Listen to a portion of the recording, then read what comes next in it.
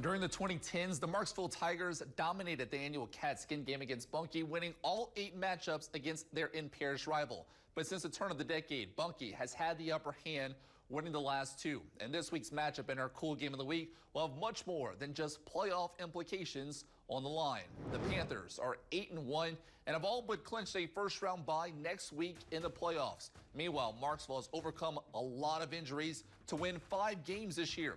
That's more than the previous 2 years combined, and they have a shot of hosting a playoff game for the first time since 2019. And to make this rivalry game mean even more, Bunkie's head coach Jimmy Hillman spent last season as the head coach of Marksville. And while it's all good on both sides, it'll be all business tomorrow night. They want to beat me, and I want to beat them, and there's going to be some healthy competition there. But no, I'm so happy for those guys and what we went through last year and the way that they fought last year in that season. You like to go into the offseason as we consider quote-unquote parish champs.